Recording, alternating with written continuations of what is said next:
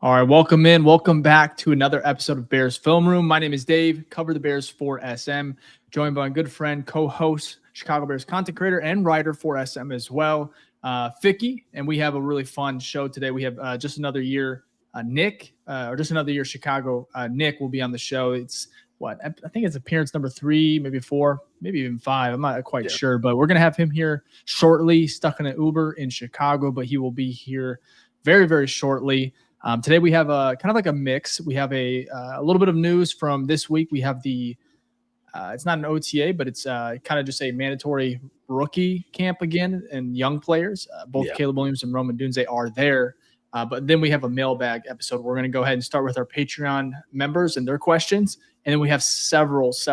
This might be a 2-parter that we might get to next week as well. But we're going to get through the ones on Twitter that you guys submitted as well. So I appreciate all those comments that you guys had. Some really good questions there. But before we hop into everything, I know it's kind of the dead of the offseason, but Fick, how you doing, man? How you feeling?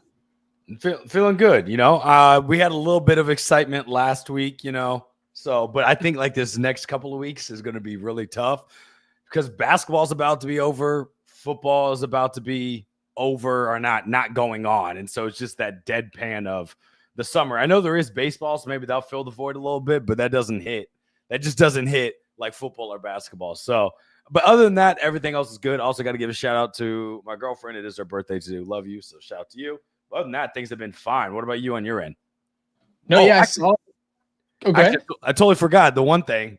I built a crazy Lego set, the biggest one I've ever done. That took me like 3 days to do. So that's where my time's been occupied. I'm like, wait a minute, I feel like I've done something this week. So yes, check it out on your Instagram. It's Ficky Baby. It's pretty sweet. I'm surprised you haven't posted it on Twitter yet. I need to do that. I'm afraid it's actually right over there with some of my other ones. I'm afraid to get it down because the thing is like heavy. It's like at least 10 pounds. And I'm afraid Dave, you would laugh your ass off because I've almost dropped it twice. Like where my heart almost palpitated out of my chest because it took so long to build. So that's what my time is allocated. Yeah. How long did it take you? Probably like I didn't keep exact track this time, but probably like 10 to 14 hours. That's crazy. That's some dedication right there. But no, it looks really cool. Happy birthday to your girlfriend? Soon, but yeah. Soon. Yeah. What's her name? Summer, right? Summer. Mm-hmm. Summer. Yeah. Happy birthday to Summer. Let me see here. I think that's so. I don't think we have too much more. I know Jack's probably not going to be on the show. We got Nick here hopping in a minute. Before we kind of get into the Bears, real quick. I was going to say, what about you? What's been going on your side? Nothing, man. Nothing. Honestly, it's kind of been calm. Just chill. Honestly, family, watching the finals. That's great. I was say, how's the little one? She's amazing. She's real calm. Knock on wood. But yeah, she's amazing. It's been a really, really easy transition. So, but really, it's not been too crazy. I'm a little bummed. I'm ready for training camp next month. But at the same time, I'm gonna try and relish this because from once training camp starts, we're going until about February. If the Bears can get, I love it though. Get all the way there. But honestly, not even February. It goes through to the draft. If we're being honest, because you have free agency then the draft. So. Yeah. But as far as the finals, I wanted to get our picks in because we didn't get them last week. We'll do it real quick, and then we'll get into our Patreon questions. In regards to the finals, Pacers it's 1-1 going back to Indiana. Yep. What do you think, Vic? Well, okay. I obviously, if you watched the episode last time, or if you just know you've been following along in this NBA journey, not a Pacers fan. It's definitely the Knicks rival. Even though I'm born and raised in Indiana, not a Pacers fan. So obviously I'm going to go against them, but it's not just from pure hatred in my heart.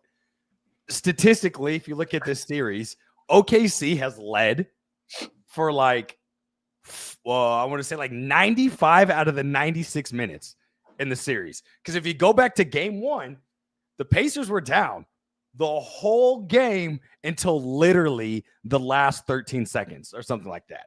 The whole game they're down.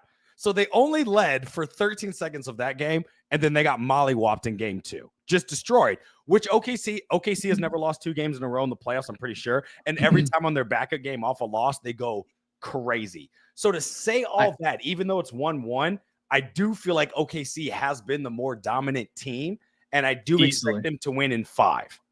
And if they don't do 5-6, I do not see it go 7 unless there's some injury that happens, like SGA goes down or something, devastating. Yeah. Well, what about I would be a little bummed, to be honest, if FGA goes down, but I think you're right. I want a really good series. I just don't think Indiana has the bodies or near the talent.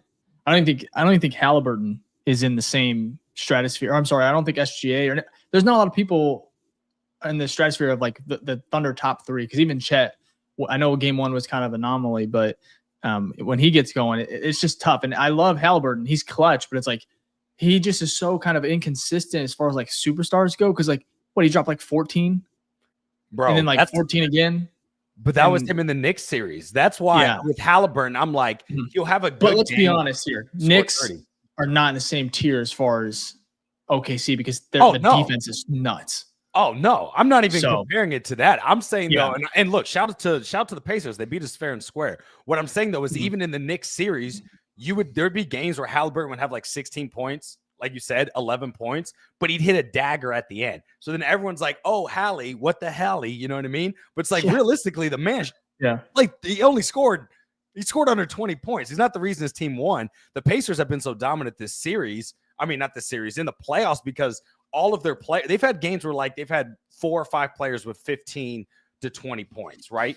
None of them are scoring up to 30 really, but they have they have multiple people that are getting close to 20. You have 5 guys near 20, that's 100 points, right? So I just don't think though they'll match up to that, because then when you look at OKC, what was the game last series? They had 3 players. I think you tweeted about it. They had 3 players. I mean, it was Chet, obviously SGA, and I can't think of his name. Not Williams, J-Dub. I think all 3 of them together in one game scored like 96 points. 3 players. It's right? Crazy, dude. So I just think the overall they're probably a better. I think you're right though. Matchup. I think it. Go ahead. Sorry. Yeah, I think they just have too many bodies and too much the best in the league too, for a reason. So, which is proven to be really difficult for Halliburton to kind of solve. And we'll leave it at that. Not a basketball pod, but I think you're right. I agree with you. I think it's Thunder in 5, just because I don't think they can win another one. So, man, that'd be crazy. 4 in a row. But anyways, let's move on before we get to. Sorry, I think I'm a little delayed. I was going to say, they shouldn't have lost, like you said. Yeah, that's crazy. If they go 4, win 4 in a row. I don't know if it's you or I that was delayed. Yeah, sorry about that. Well, I think they should have. It should have been. It probably should have been they probably should have swept them. If they shouldn't have lost game 1. Simple as that. So, okay. So I want to, before we get to our Patreon questions to start the mailbag, I wanted to talk about Ben Johnson. He spoke with the media all off season, even when he got here. Get comfortable being uncomfortable is what he talked about. So one of the most obvious things was Caleb Williams and Ben Johnson's throughout OTAs, mandatory, both, voluntary and mandatory. It's been the intensity, the detail. Ben Johnson not afraid to get at Caleb, and obviously our headline here is Ben Johnson admitted he's shown Caleb Williams no mercy, and it's something I really love. And it's an article here on SM. Wrote Eric Lambert went ahead and wrote about it, but it's a really cool quote from Ben. He said, "We've loaded him up," talking about Caleb Williams. "We've tried a number of different things, long play calls, multiple plays at the line, tempo. We've dabbled here and there and everywhere really throughout the springtime, and some come a little bit more natural than others for him. But I do think we've seen him get better in all facets." So for me, I just want to talk about this because we've talked about with Mitch, with Justin. Just there's no intention here to baby, Caleb. And it's something that I'm not saying Flus or even Matt Nagy did, but it's like the directness and the way that he's being challenged, which I think we both agree, Caleb needs to be coached like this. He wants to be coached like this. And so to see the opposite of last year, right? And now to the complex play calls here, getting in and out of the huddle fast, and just the high expectations. It's an adjustment from Caleb, but I love what I'm seeing. So I just wanted to hear your thoughts here on, is this everything you expected from Ben? Like, are you, because it's over now as far as the practices, it's essentially now until, camp that we'll hear from them again. So after all of this overarching, practices, are you sold on Ben Johnson so far? I know we haven't played a game, but from what you've been able to hear, see, has he met your expectations as of yet with him? I mean, has he passed the vibe check? Yes, right? Again, we have to see how it's going to play out on the field. But to have a coach come in here and challenge your players and challenge them hard and push them to be their best, like that's great to see. And it's not to say that the previous coaches didn't do that, but the results on game day made it seem like, well, maybe they didn't. Okay. So looking at the games and what the players said about accountability, it's kind of hard for me to believe that they were getting the most out of their players. So on paper, from what we can see now, because we can't see them play, pads aren't on, this is great to see. It's great to hear from Caleb saying how he's getting pushed. It's great to hear from Ben. That's how he's getting pushed. That's the only information we can take in since we are not at those practices and we don't have the full context. So does it meet my expectation? I don't know if I had expectations of who Ben Johnson was going to be as a head coach. And some of that is still TBD. But am I excited? Do I have a higher level of confidence for the first-year coach compared to when Flus came in?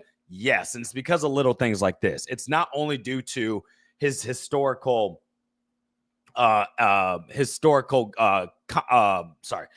evidence of play calling, right? Flus, we didn't really have as much of that. We knew he was an okay DC and the Colts, but he wasn't excellent at what he did. With Ben Johnson, we've seen that for 4 years, that he's excellent at his play calling. The one missing piece was, well, how is he as a head coach? And then, like I said, that's still TBD, but I will say I am more confident in him, probably the same level. Like I was pretty not like through the roof, but like I felt confident about Matt Nagy just because he was on Kansas City's coaching staff under Reed. But I feel even more confident about Ben Johnson the more and more I hear him talk about how he's holding the team accountable, how he's handling his practices, not only holding players accountable. I believe in that same press conference, he held himself accountable by saying, yeah, there's some stuff I need to work on for communication. When we get through training camp, I know I got to, do better. Overall, the coaches, we did a good job. They did wonderful with the information being presented, but there's stuff I can work on. Having that accountability from yourself as a head coach, I don't think I've seen that from any of our coaches yet, from the past ones. But again, all of this doesn't mean anything if you don't win when it comes week 1, week 2, all the way to week 18. So it's still to be determined, but I will say I am a little bit more confident that he can lead this team to places it hasn't been before. We'll have to wait and see, though. I agree with that. And I think I like that you talked about just his own accountability, right?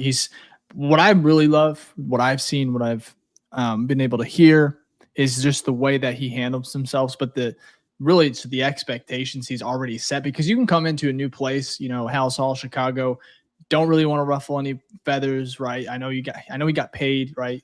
Big time money, but to come in here, you don't want to, change too much or, be that guy that comes in right away and is just so much change. But for me, I think he's done it in such a delicate way, but a demanding way that is unique. And it kind of showcases why he was, last couple of years at the top of the coaching cycle, because I mean, you see the intensity. And then right after that, you see, Caleb laughing on the sidelines with him or other players. And it's like they trust each other and they trust Ben and even the coaching staff to like, hey, they're going to be hard on us. They have high expectations, but at the same time, they're able to laugh. We're going to grow. And I think that's just to blend that. It's not easy. Like you saw it with Flus in that regime. It was awkward. It was awkward at times, right? You got the hits principle that was, kind of high schoolish, and the team, when the players don't buy in, and we saw it last year with the locker room. So for me, it's early, but I mean, camp's next month. And I think they're bought in, a lot of these guys. So credit to him. I think he's met expectations right now as far as all the tests so far he's passed, right? And obviously the true and the one that's the most important is, are they going to win games, right? Does that translate to the field on Sundays? So I'm excited to see what that looks like. Yeah, it's funny you said test, right? Because squeegee here, love the comment, but it kind of puts a perfect analogy on it. The smell test is good with Ben Johnson. Like from what we're getting so far, you're like thumbs up. But the elephant in the room is he hasn't been a head coach and he hasn't won a big game. He hasn't won a game as a head coach. because he hasn't been one. So again, you can take all this with a grain of salt. We'll have to wait and see how it formulates when it comes on Sundays here coming up in the future. But for the information we have right now, I'm like, good. Keep it going. We'll see what happens, but keep it going. I agree. We got Nick from Just Another Year Chicago here. We're gonna get him on here, but Stark Music says Ficky going for the CW18 look. Right. Kind of. You got to grow the beard out a little bit though. Yeah, I can't. Unfortunately, I can't do that. Oh, okay. So it looks like we'll be stuck with this. He said, "All right, we'll shut that one down." So, well, hey, let's bring in Nick here. You want to change the transition and bring him on for us, Fick? Yep. Awesome. There's our guy, Nick. We have the founder of Just Another Year Chicago, host of Just Another Year Chicago Bears. Of course, he's been on the show multiple times. Nick, man, I appreciate you hopping on. How you doing, man? It's been a minute. It's been a little too long. It's been a little too long, and I apologize for being late. Chicago traffic, a little unpredictable, as we all know. But it's good to be back, and the vibes are a lot different than the last time I was here, because the last time I was on, we were 4-12. 14. I'm like, I did 14 wins over 5 years. How about that? Yeah, there we go. Now things are looking a lot better, but no, man, it's good. Like I know it's a dead period, so like a lot of people just aren't interested in football in general. Yeah. But there is just so much to love about what's going on with this team, because I was just talking about this with my Uber driver, is that Ben Johnson's not like Matt Eberflus, like, oh, things are going to go great this year. Ben Johnson's like, no, we still got a lot of stuff to work on, and the team already looks better than last time. So it's good to be here. It's a beautiful day in Chicago, and it's a beautiful day to be a Bears fan. I do have the Kool-Aid going through me right now, but that's all right. It's okay. I think we're all a little bit like that as far as the Kool-Aid. That's why I think I love having Nick on, because he's not that he agrees with it, but you're so positive. And I think we're pretty positive too in regards to, I mean, we have to be. We've covered this team like 2 years and it's been terrible. And we're still here going through it all. So I enjoy having Nick on because of the positivity. What were you going to say? I was going to say we're positive till about like week 5. Then that's when we said that last time. We're like, week 5, let's check back in. Yeah. Because of course we're like, 4-2. Like, all right, like we're drinking it. And then the Hail Mary. It's funny. Yeah. I was just at a networking event with a couple other media people, and they were like, yeah, like really, like things were going well. And then all of a sudden the Hail Mary happened, and my heart like sunk still. That moment still comes back. And I'm like, God, hate this feeling. We're moving on from the past, though. We're moving on from the past. Are we, though? Because, I mean, look, are we ever going to forget the double doink? I know we are. Like, we're trying to, but it's always a piece of history that's going to be tied to us until this team is, like, significantly good. Because if you're so bad, you always remember the negative stuff. But, like, if you get good, you kind of forget about it.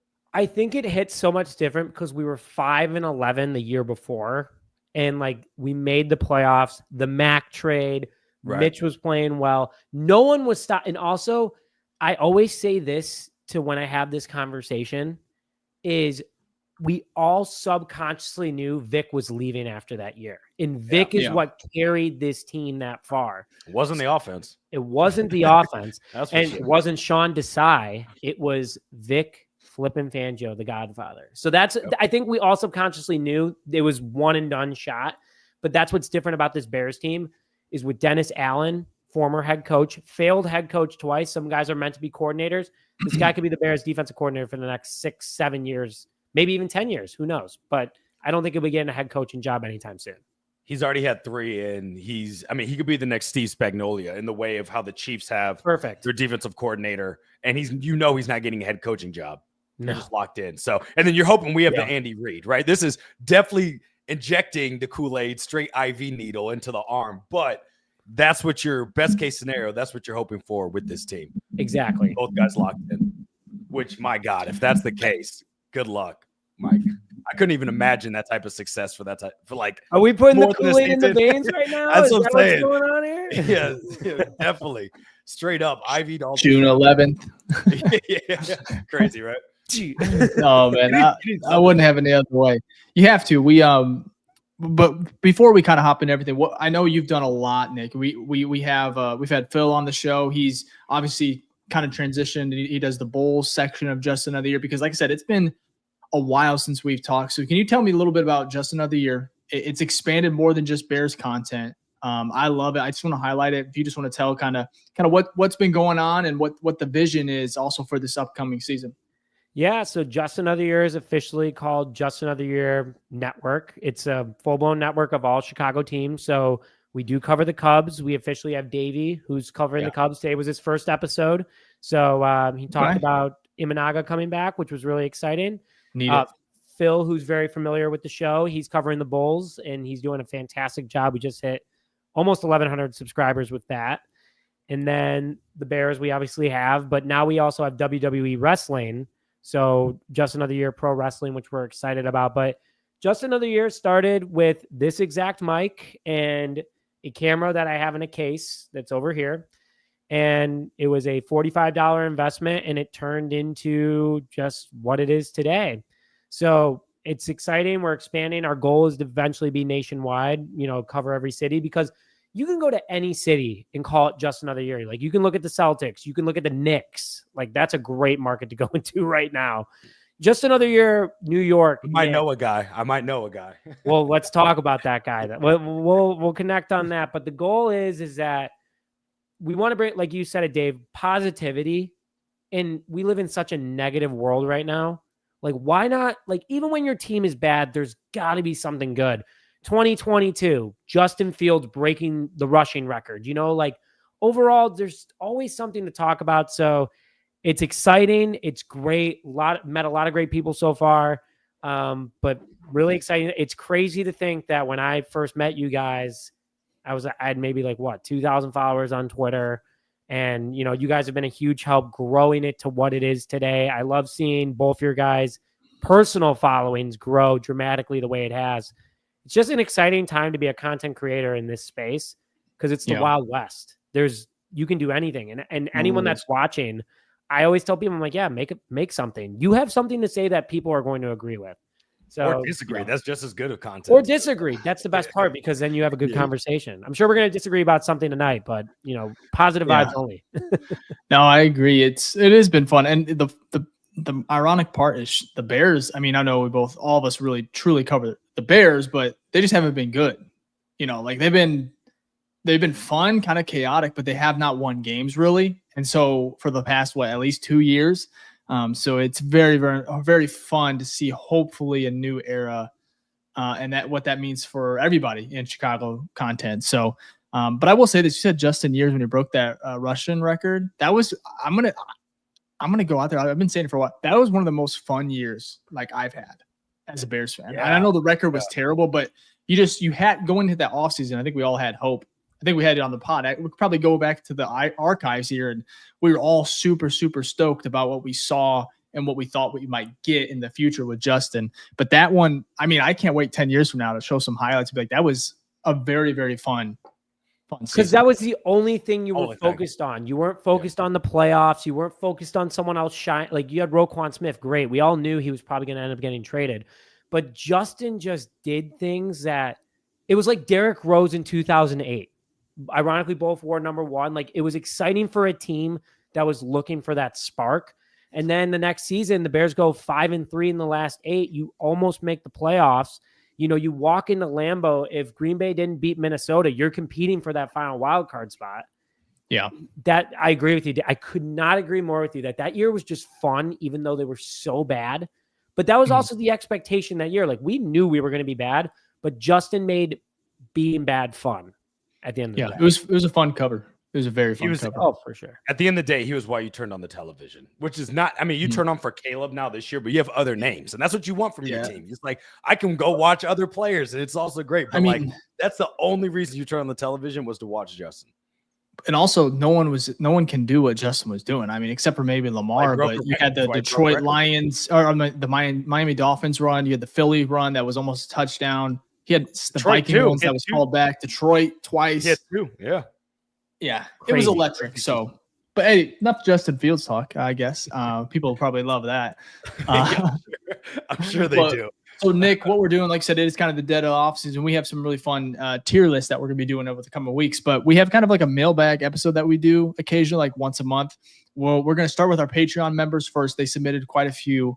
I haven't even looked at those ones. So we're all going to be kind of in the dark except for Fick. It's got a little heads up on the research there. But we're going to do those ones, knock them out, and then we have quite a few on Twitter as well. And so we'll get to those.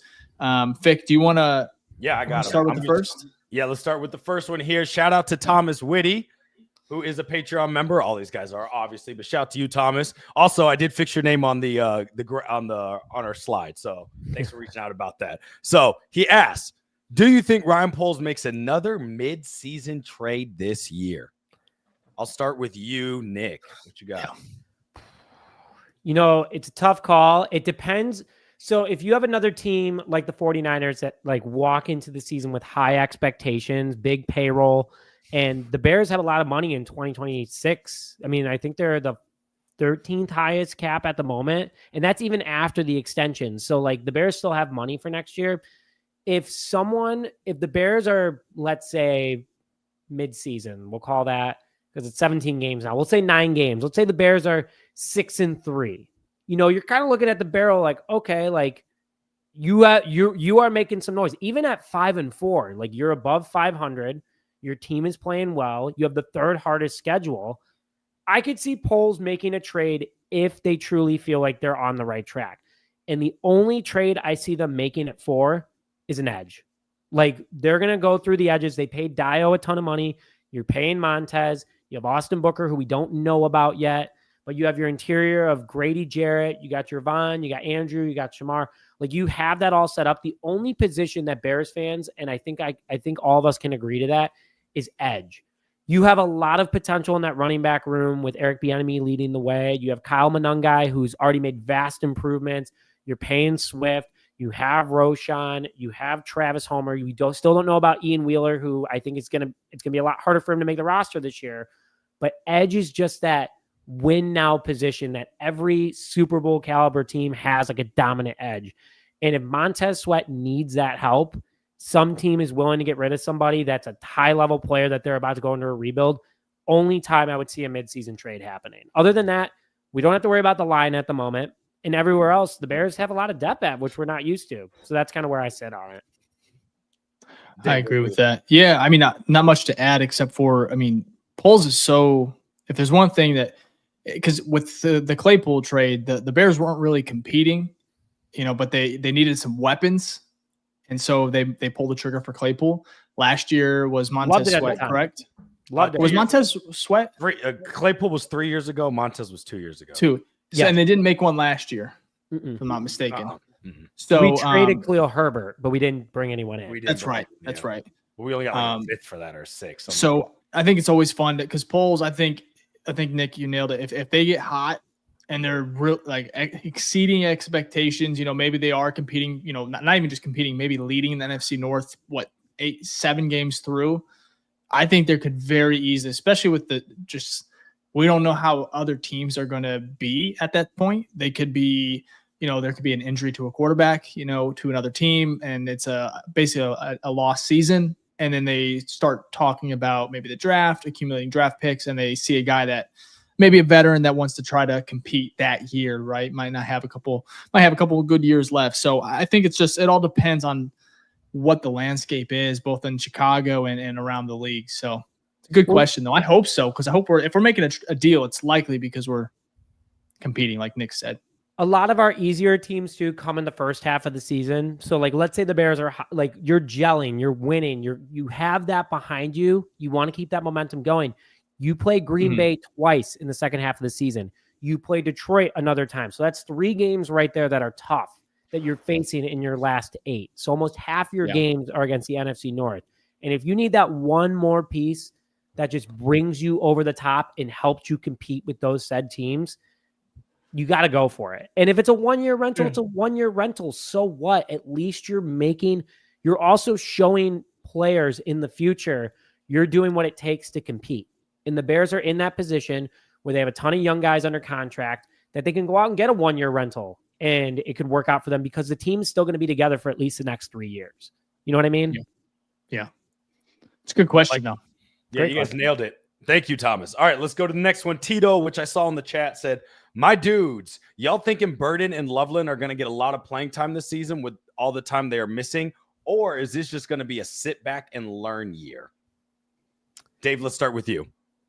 Okay. I was gonna say, I mean, Loveland possibly. I expect him to play. I actually expect him to play more than Luther, in my opinion, just because of the 12 personnel. I think him and Cole, are just. I think they're gonna be a good tandem. But at the same time, I think the receiving room is just so deep. I think even just Burden, he's gonna have to and he's hurt right now and he's missed some time. So for me, at best, and that was actually one of the questions I had for you guys later on, just over his over under as far as yards. But I don't know. I think Luther will have a role, but it just won't be as significant, in my opinion, just because of what they have in that room. But that's not, you're not saying that due to injury. You're saying just in general, like talent. Yeah. Just above him. Yeah. Because I expect Rome. I think DJ, Zacchaeus, what's his name? Oh my gosh, I always mess up. Alameda. Yeah, Alameda. Yeah, I just expect him to even contribute too, So, and then you got the other tight ends like Cole Kmet's going to feed into that, and then I think Loveland. No offense to Luther, I mean he's the 10th overall pick. I think he's going to be a lightning rod for Caleb. So, Nick, what about you?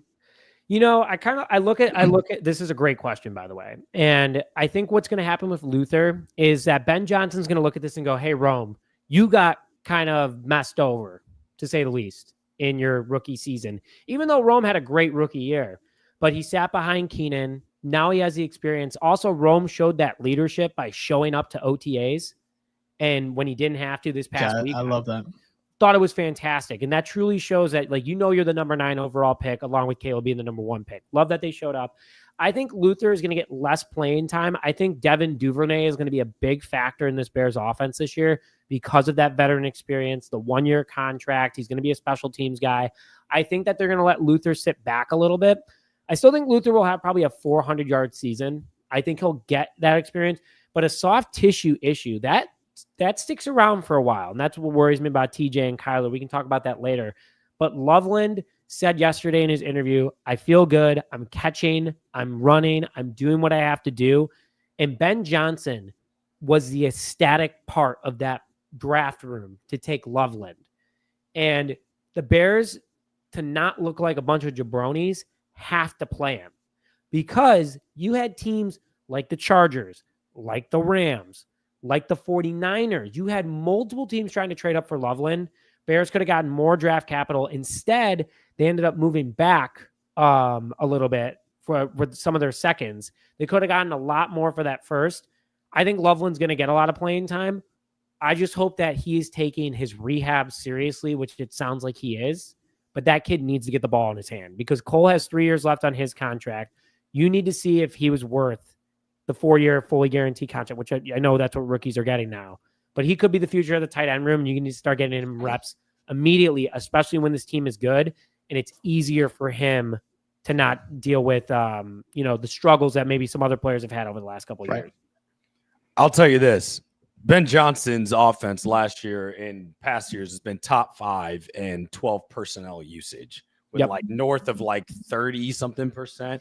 Don't quote me on the exact number, but that means both of them are going to be on the field plenty of times. So even, I mean, that's why they drafted him, in my opinion.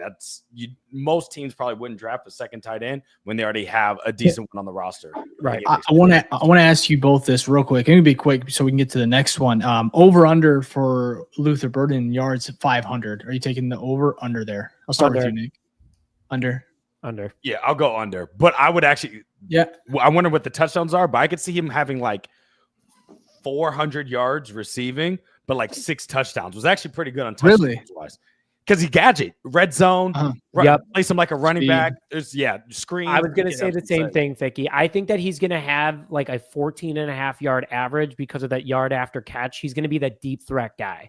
What we wanted Tyler Scott to become, what we wanted Keenan Allen to kind of help Rome become.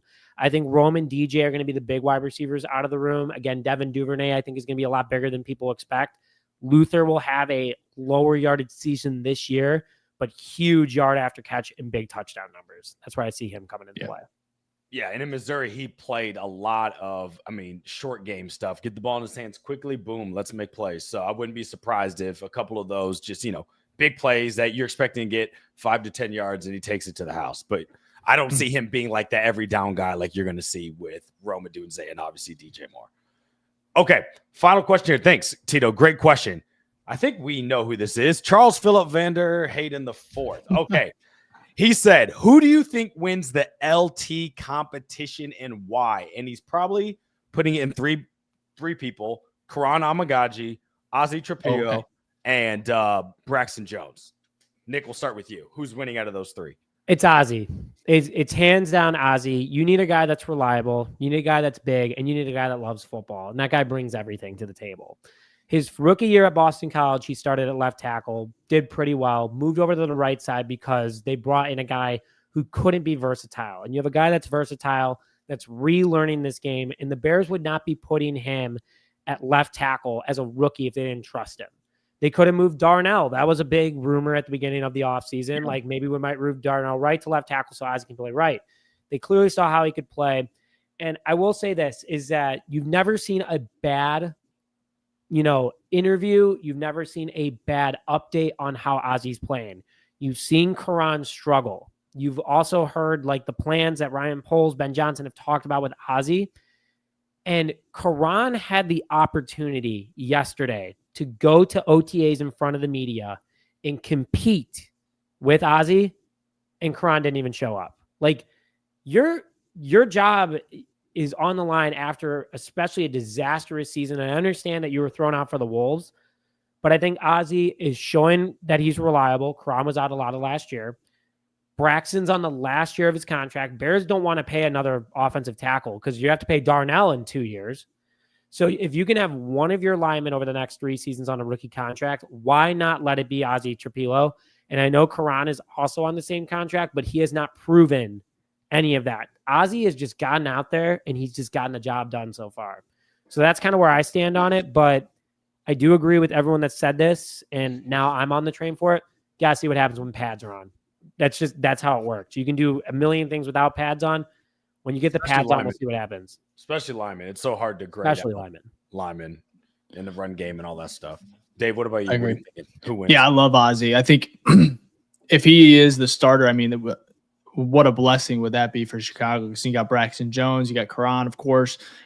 Amagaji, last year I was probably his biggest critic, and I also did not like what the coaching staff did throwing him in there, but at the same time, he just was not ready, which is to show. It's not even that he wasn't ready. It's just like, I mean, he looked years away. He looked like a couple years away as far as just becoming a, I guess, reliable backup, because it was brutal. And so I'm not going to hold it against him, but it's hard not to. I mean, first impressions matter, and we all know how it went. So for me, if I had to really guess, I would love for Ozzy, but I think Jones, if he actually is, if the timetable is for him to return at camp, I think he gets the edge just over experience, but there could be a short leash. And at the same time, if Ozzy, like you said, Nick, I think if he's pushing him and he's competing and it's that close, I mean, what a problem. What a problem. Because Ozzy, if he is the guy, which I think he's going to be the guy over the next couple of years, because I don't think they're going to pay Braxton, right? Because I think Braxton, at the end of the day, I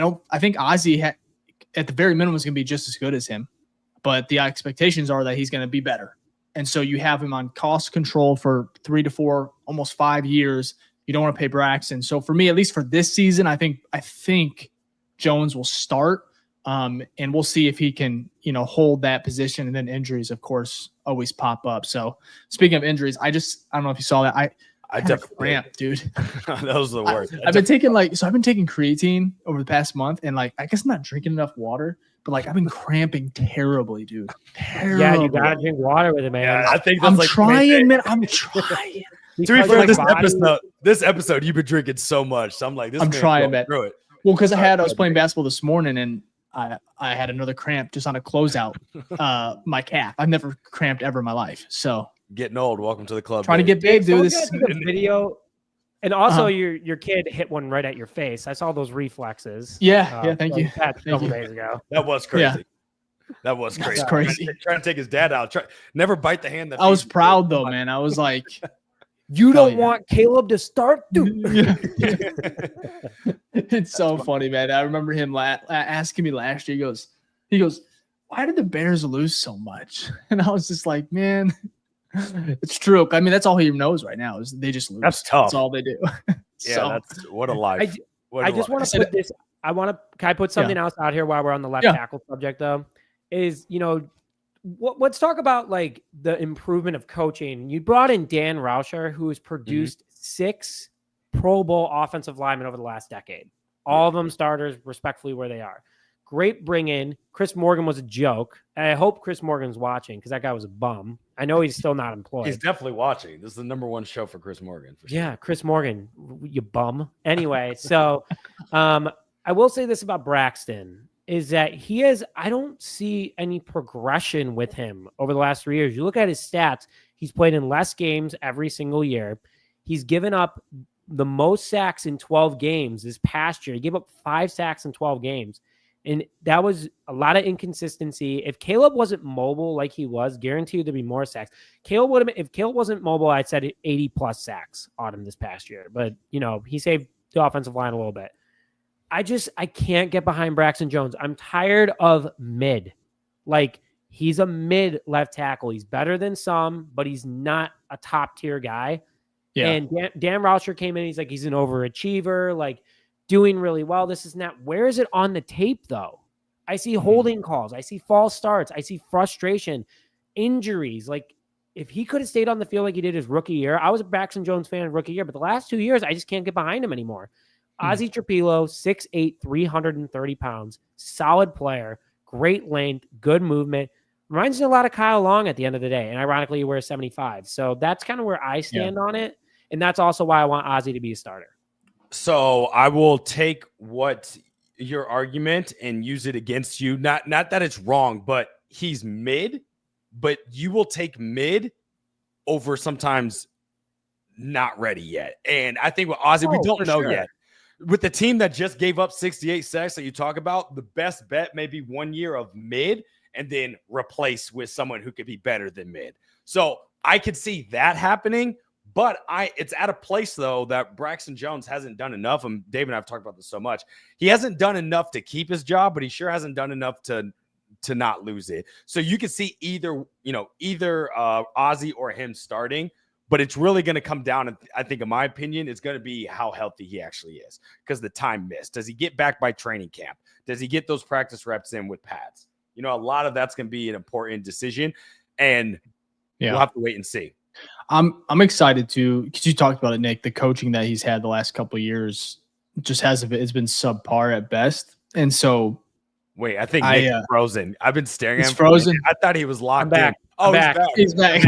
Swear to God, that you're so locked in.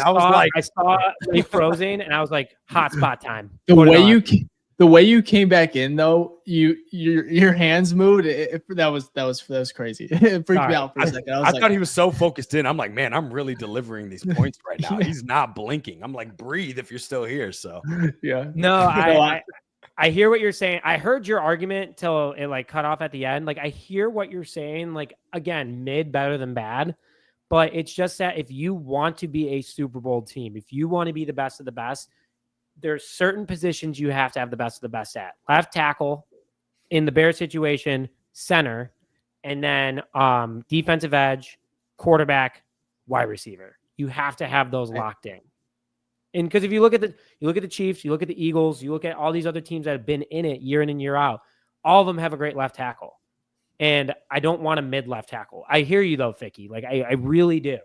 Actually, the only exception, that's probably because he's crazy, is the Chiefs. Their left tackle last year was Joe Tooney. He didn't even play left tackle. He had to move out there, but he didn't perform well in the Super Bowl. No one on that team did. But I hear what you're saying. Yes, if you're asking me, does that position need to be upgraded? Hell yeah. 100%. I'm not like Braxton Jones. We're feeling good about that. No. So if he gets replaced, I'm not shocked. I wouldn't be. I'm just wondering how much are they like, again, guy who hasn't played any snaps in the NFL, 4-year veteran. Even though it's mid, you kind of know what you're getting out of him for 1 year. 1 year, next year, Ozzie can come take that spot. And Dave, you said it best. Short leash. If he sucks, get him out. Put Ozzie in there. Well, and even then, like if Ozzie is so, if he's great and he still doesn't start, you can start rotating him in slowly welcome him to the NFL. Because I mean, if you threw him in, I think he could do it. I think he could start. It'd be a learning curve, of course, but like he might get the luxury of like, okay, it's a rotation, maybe 15, 20 snaps week 1 and just progressively goes up. So we'll see. And you don't want to rotate your left tackle. But I'm just saying, I think it's going to be interesting to see how much he pushes that competition as far as Ozzie. But I don't know. You said it best. It's a good problem to have. So yeah. What we didn't have, Nick, what you talked about is depth on the offensive line. And we finally do now. So and my favorite part is, which I've seen, we've become, remember Nick Foles, Mitch Trubisky. You see these vet Andy Dalton, Justin Fields. It's like vet young guy. These guys are both young. Like Jones is playing for a contract. Like he's motivated as hell. Ozzie, young, coming to NFL. I mean, these are the competitions you want to have. Not a Andy Dalton and Justin Fields, because I mean it was so. I know Dalton won and he started, but it's like Justin was always going to start. He was always going to start that year. And I know this is left tackle, but it's like two young guys competing is just such a different. It's one, fun for camp, and two, it's just a better competition overall as far as getting the best results, because I think it's such an even playing field as far as the youth. But of course, the experience is a nod to Braxton. So good question though. Before we move to our Twitter one, let's do our ad read real quick. First off, this is your first time here on the BFR podcast. We appreciate it. Thank you so much. If you don't mind just giving a like and subscribing, it is free for the algorithm. Helps get this show out to awesome, amazing people like you, because we're trying to build a community here, because the BFR podcast is the number one show by the fans for the fans. Again, the number one show by the fans for the fans. Dave and me, Nick is as well, Jack. All of us are fans just like y'all. Even though we cover the team, we are fans through thick and thin. We've been through the ups and downs. We started the show talking about the double doink and the all the playoff losses that we've accumulated over the past decade. So we understand that, and the Fail Mary. But again, if this is your first time, please like and subscribe. We're really trying to help get this show to grow so we can bring more value to you. Also, if this is your first time, please leave a hashtag New Face Gang in the chat like we always do. We'll give you a shout out before the end of the show. And if this is not your first time, this is your second time, or this is your 150th time, which I think this is our 150th episode, which is kind of crazy. Please leave a hashtag. There you go. Raise the roof. There it is. Leave a hashtag OG in the chat. We'll give you a shout out before the end of the show. So we really appreciate that. We love to show off you guys. You guys are great, and you guys have been killing it in the chat today. But if you want to support us a little bit financially, or you just want to look fly as hell, we do have the BFR store where you can go, thebfrstore.com. We have some of our latest merch, the hat. We have our new hoodie. We have a mug now, the new t-shirt, stickers, all that type of stuff. Fire new merch that we had released to kick off this new season. Also, if you want to join the ongoing community, you can join our Patreon, where we have tons of monthly giveaways, and you get shout outs. We'll be going through here soon, but we have monthly giveaways, private Zoom calls, which we just had last week, mailbag episodes, and much, much more. Also, we just gave away our free BFR hat. So if you just join every month, you have a chance just to win free merch. Like, who doesn't want free in this economy? I'll take it. Not only that, you get a shout out here. So we got to give a shout out to all our Hall of Fame Grizzly members. We got Michael across the pond, Gage, our boy Phil, Michael Berry, who I saw in the chat. Shout out to you, Michael. And then we got Thomas. I did fix your last name. Shout out to you. And then Tito, who's in the chat as well. Appreciate all the love there. And then also to our rookie Grizzlies, we got Alex, Chris, Jason, and the best first name you could ever think of, Caleb. Much love to y'all. Y'all have been fire. If you want to join the Patreon, you can just go to our Patreon, the BFR Den. On there, we have two tiers. We have a $3 tier, less than a cup of coffee. In that, you get all the monthly exclusives, giveaways. You get the mailbag episodes. You just don't get the private Zoom calls with Dave, me, and Jack. And if you get the premium tier, the Hall of Fame tier, $10 a month, you get that private Zoom call and everything else all together right there. $10 a month. Not too bad. All the proceeds from both the BFR store and the Patreon go right back into the show, so we can keep bringing fire guests like Nick on. We can keep bringing you awesome content, and we can keep building up this community. So again, shout out to y'all to being here, dead of the off season, talking Bears with the BFR podcast, the number one show for the fans, by the fans. We love y'all. Back to you, Dave. Awesome. Let me get these questions up. I thought I would go ahead and just share them on the screen so they can get some love. I know a lot of people like that. So we're going to try and get through as much as we can in the next maybe 10 minutes or so. Over under how many we get through. Well, I'll put the number at 5. We'll see. I'm going to keep mine short. I want to start here with Sam, the Jedi, Sam in our group chat, longtime friend. How worried are you about Colston Loveland and Luther Burden missing this much time with the team? Nick, I'm going to start with you for all these questions. Loveland, not as worried because we know the severities of the injury. We know it's a shoulder thing. Also, he's under contract. That's another factor that comes into this.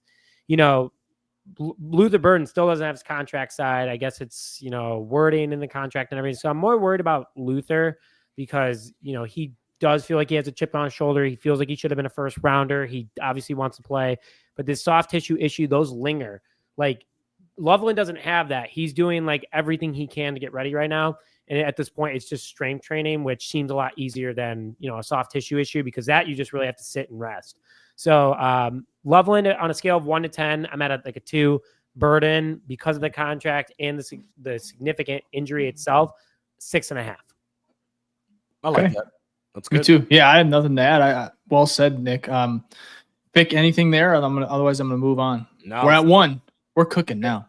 That's for us. That's good stuff. Isaac, first of all, these ones always crack me up. I don't know if you guys get these under your tweets. Oh, tons. Got a few Bears questions. Also, Ethan Miller, your market insights have been clutch. Help me spot key trends without I can't even say it. Complicating things.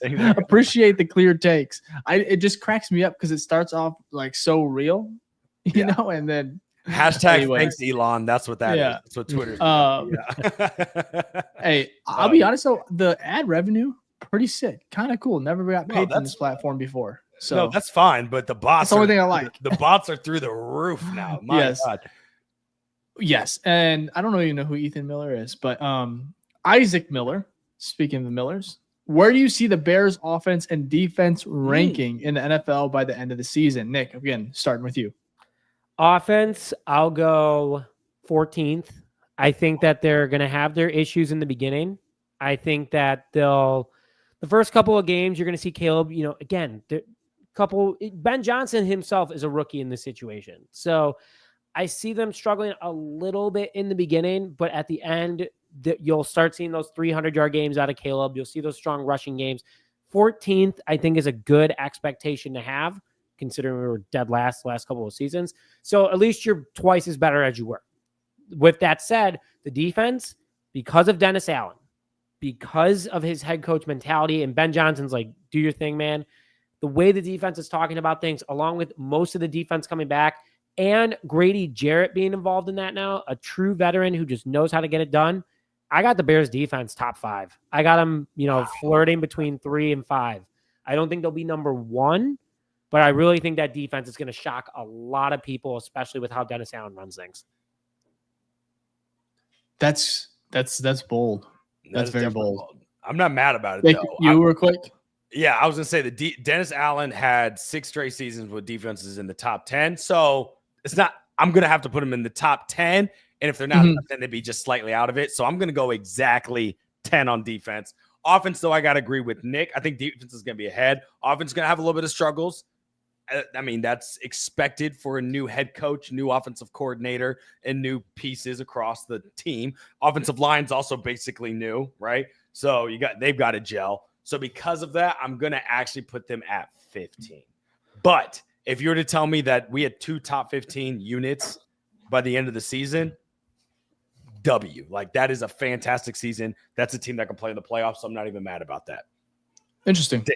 Dave, I'm going to go 19th in offense. I want it to be higher. I'm just going to wait and see, but it should be higher. But I'm just going to, just because every time I get super, super stoked about a team, you kind of get let down. So I'm going to go 19th for offense, and I'm going to go 18th for defense.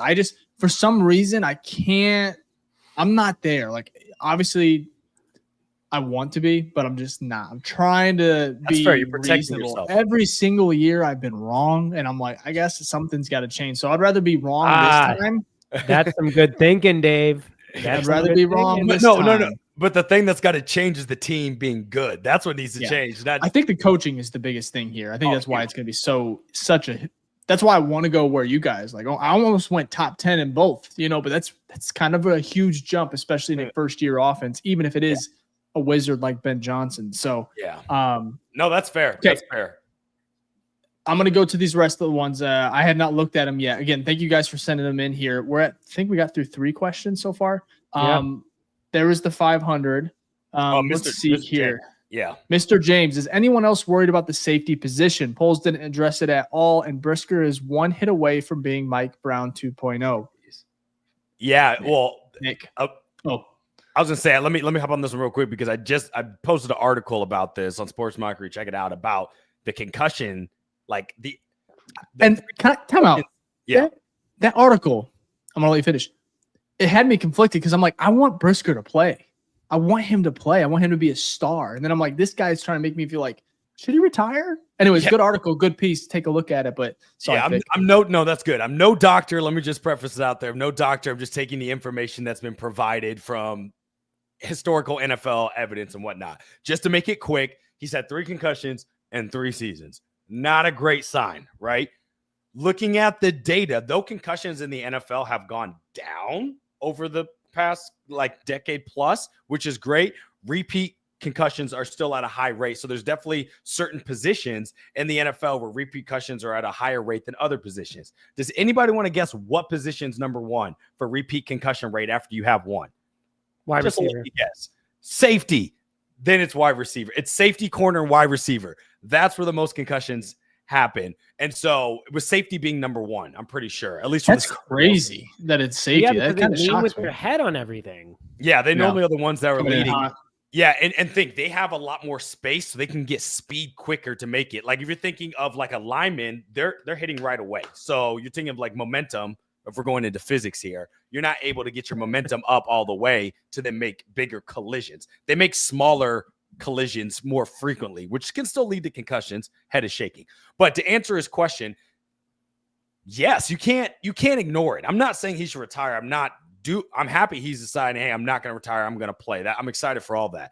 But you can't just put it to the side to say, oh, concussions are gone. Don't worry about that. You're set, my guy. Nope, that's not what the data shows. So to be honest, what I would love to see that would make me feel better is he got that big cap on Sundays. I know they look ugly as hell, but I'd rather see him look ugly as hell in one of those big ass helmets than to be on the sideline. The Guardian cap.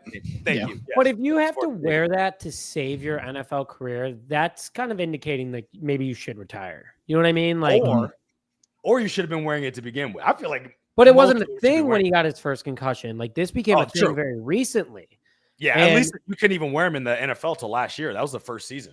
So this comment right here, are you guys worried about the safety? Yes, because all 3 of your safeties are on the last year of their contract. You have no one that is backing anybody up right now. All 4 of your safeties are on the last year of their contract. Elijah Hicks, Kevin Byard, Shaquan Brisker, Jonathan Owens, all of them are on the last year of their contract. So I'm worried about the position, but also if you look at next year's draft and you look at next year's free agency period, loaded with safety. So I think that's how Poles is looking at it right now. And if the rest of the defense is built up, everyone can kind of just help that safety get up to speed. But I see at least one of them coming back on another contract after this year. You can't just get rid of the whole room. So worried, yes, but confident that it'll be addressed next year.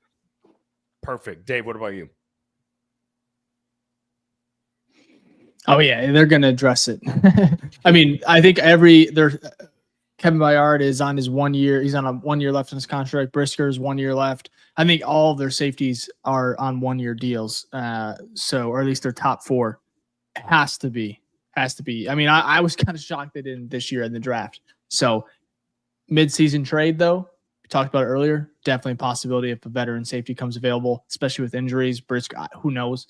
But at least draft a guy next year. So hashtag Guardian cap. Wear the hell out of it, please. Yep. That's a long hashtag, but I need you to wear that. This one will be quick. I know it's too early to tell, but do you think Caleb will go down to be the best Bears QB of all time? Just sorry, whatever you say here, you got to hold. We're gonna hold you to it. Yeah, Nick, I can't answer. I can't. Yeah, but can I have a hot take? Yes, please. Of course, Dave, it's your show. There is times here. It's true. there are times when I see Caleb, and I know it's like we've heard nothing but generational talent, even before he even got to Chicago, and in this offseason we hear things. There's a part of me where I'm like, I think he could fail.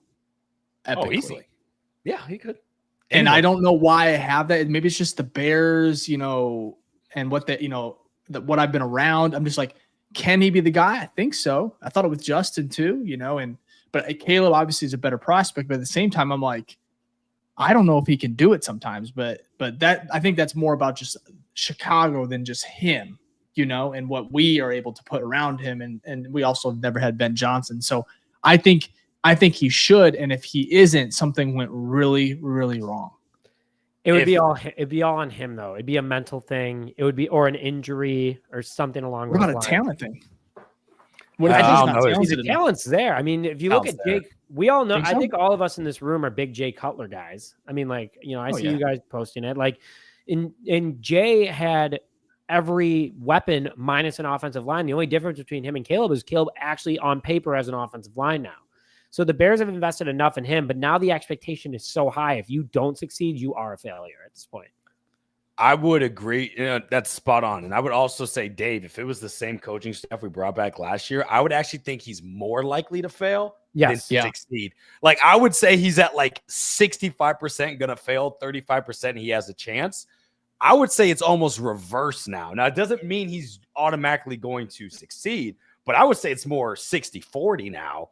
Just from the coaching staff alone, and it's only one bad year under your belt. You can course correct that compared to multiple years. It kind of reminds me of Mitch in 2018, where his team was so good around him, it propped him up and it put him in a light where we thought he was better than he was. Yep. I think Caleb he already had a really good year last year, all things considered, right? His stat line, everything was pretty good. This year, Nick, you talked about a line, everything is upgraded, coaching upgraded. You would expect him to upgrade and be a better version of himself as well in year two. For some reason, I just have how I feel like the universe is kind of sick, where it's like you thought he had everything lined up and you still don't get your 4,000-yard passer. You still don't get your quarterback. And I'm like, that's where it would be almost disheartening. So I hate that I put that out there, but that's just you're feel that way sometimes. What is it? The Geico or the State Farm commercial where the fisherman's like, oh, you almost got it. Yeah. Like, that's where we're standing right now, man.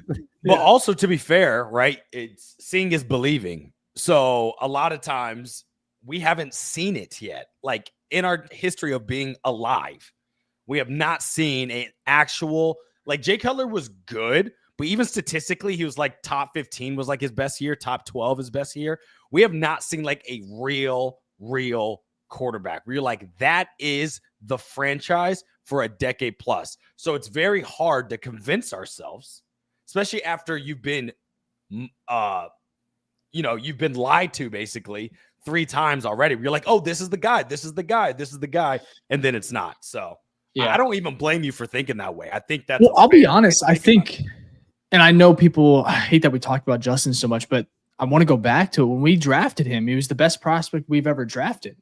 Like, people forget that in recent memory. I would disagree with. I would say recent memory, Dave. Like, I think Urlacher, Cedric Benson, like those guys were like. Oh no, quarterback. He's like quarterback. Why? I'm sorry. Yeah, my bad. Yeah, you're completely correct. Quarterback prospect. Not yet. No, definitely not. Yeah, that would be crazy. Quarterback prospect, because I remember he's the most accurate quarterback since PFF started tracking that data. We had all this hype, and I just thought he couldn't fail. I thought he would at least be really good. This comment's funny from King World. It's all BTSD, which is Bears PTSD. We need a shirt on that. I got 40. Yeah, I got 40 plus years in this, but I really feel the staff is different. Love that. I agree, and that is hilarious. BTSD. We're definitely taking that. Shout to you. We need that. We that kind of goes into maybe one of our last questions here. How do we compare this time to last year? He talked about the coaching staff. Nick, I want to start with you. How do you feel, all things considered? We had Hard Knocks, all of that stuff. Last year, Hard Knocks was a total PR marketing move. It gave a lot of hope. It gave a lot of like, what can this team do? You re-sign Johnson. You don't get that very often.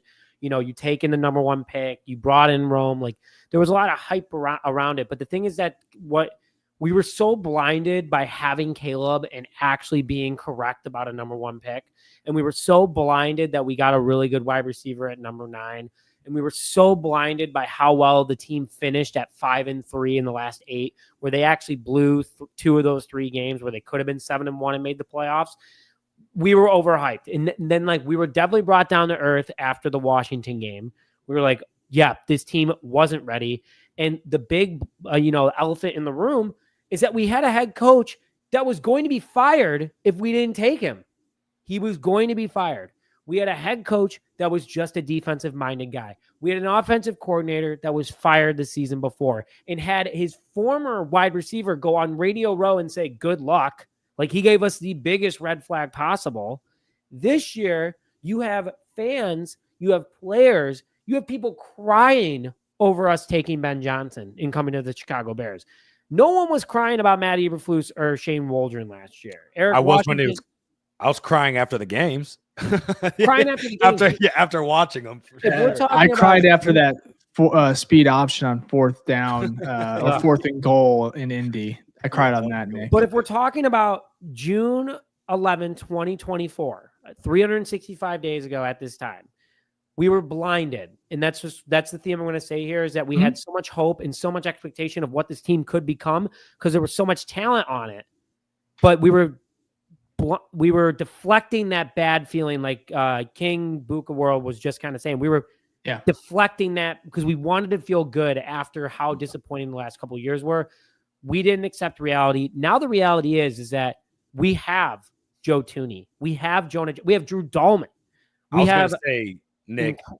Yes, I can go on. It's great. I just want to say this. The biggest blind point that we didn't see, blind spot, was the offensive line. There was other ones, but like I think the biggest one was that interior offensive line. And we were so excited about DJ Moore, year 2, Rome Odunze, year 1, Caleb Williams, DeAndre Swift, year 1. Like it was all that we were thinking all these weapons. It was almost like Madden, right? Forget the whole offensive line. I'm so excited to get all these weapon pieces that we kind of forgot. Well, you got to block up front or he's not going to be able to get the ball to anyone. Sorry, and also, I want to double down there. The other one that we were missing was we had a defensive coordinator that didn't go to the scheme of our actual players.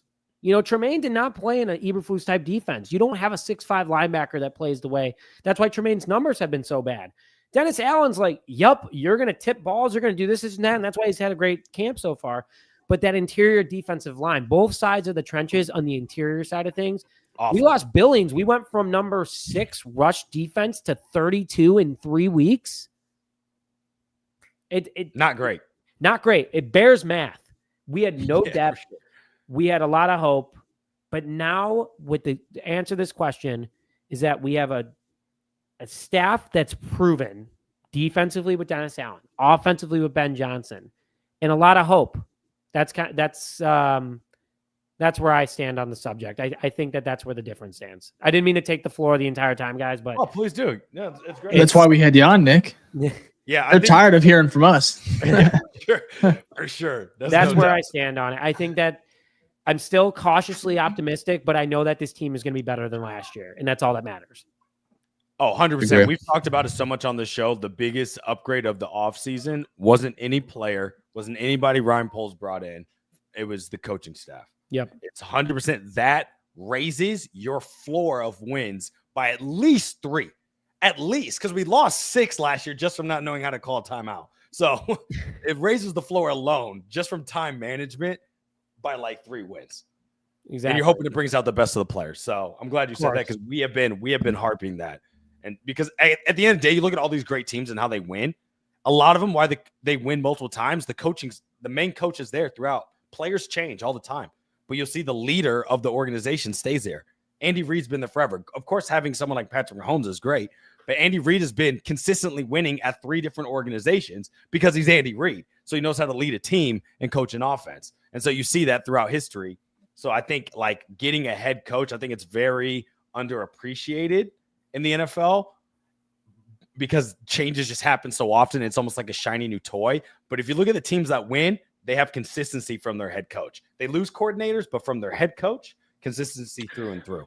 Well, and that's why it's important he's offensive as far as Ben Johnson being offensive minded. That's huge because he can't get poached. Thank God. But I think. Oh, you go ahead. Or go ahead, Nick. Dave, I want to go to your point real quick because I know we got to close out here in a minute.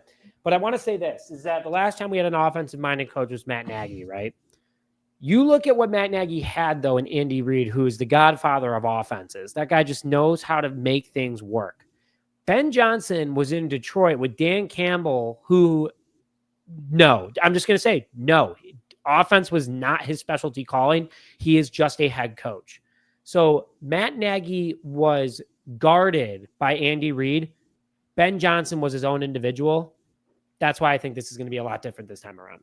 And I think when we signed Matt Nagy, he only had a couple games of offensive play calling under his belt. It wasn't even a full season. And if you remember, he actually lost in the year prior. They lost in the first round. This is with Patrick Mahomes because they didn't run the ball in the second half. That's how their season ended. They were up most of the game, and they did pulled a Kyle Shanahan on the Falcons and didn't just close the game out and was better with the time. So, yes, there are definitely more flaws because you have a shorter data set to look at for how effective Matt Nagy was as a play caller. And also, like you said, he had the safety net of Andy Reid. What we have with Ben Johnson is 3 seasons of this man calling the plays, and not only 3 seasons of him having top 10 offenses. You look at the time before, because what happened was they fired, the offensive coordinator his first season with the Lions. They fired him halfway through. Ben Johnson took the helms that year, and their offense literally went from bottom 10 to top 15. So you saw immediate impact of just having Ben Johnson at the realms. And then obviously we saw what he's done the last 2 years, where they've just been the most dynamic offense in the NFL, top 5 in almost every category. So I agree with you, Nick, completely. You have more confidence, at least in Ben Johnson and Dennis Allen, because, again, a longer tenure, 6 seasons of top 10 defenses. So I can go to piggyback all the way back to you picking, top 5 and 14. I can totally understand. That is definitely best case scenario, and it can't happen because we have a better data set to compare to. These aren't just new guys off the block. Like, we were like, who is Flus?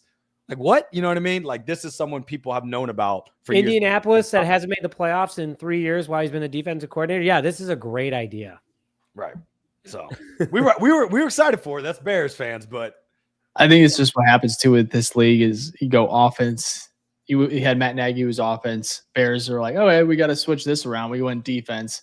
Not the best. I mean, I think you in this league you want to go offense for your head coach if you can. There's very, very few like Mike Tomlin, but even Sean McDermott, that's about it. Yeah, right? But I mean, okay. Let's be honest. If he doesn't have Josh Allen, that shit's not working. Oh no question. Of course, quarterback is important, but yeah, he's able to if you're kind a of defensive coordinator, you need a transcendent quarterback for sure. Yep, oh yeah, exactly, for sure. Yeah. So, all right, Nick. Well, hey, we're gonna let you get out of here, man. We appreciate you hopping on. You're amazing. Keep doing your thing. I think everyone knows where to find it. We have your stuff on the screen, but go ahead and check them out. YouTube. I think, are you still going daily? I'm pretty sure you are. Daily. Next month or even during this very slow time, I'm daily. I love it, dude. Well, there you go. Get your Bears fixed. Give them a follow. Give them a follow for sure on all platforms. Absolutely. Thank you, man. We appreciate having on. Appreciate you guys. You guys have a good one. Thank you for all you guys do. All right. Have a good night. Appreciate it, Nick. Again, shout out to Nick for hopping on. It's been way too long for the most part. I think we had him on. He talked about it. It was like, was it Justin Fields was still here, right? No. He was on last year. Oh, he was before the Washington game. Yeah, right before, I think. Yeah, that's right. Blank in there. Yeah. So but it's been a little bit. We always appreciate him. Check out his network that he has. Just another year. I love that line, and it's going to work for a lot of different cities as well. So wishing him the best.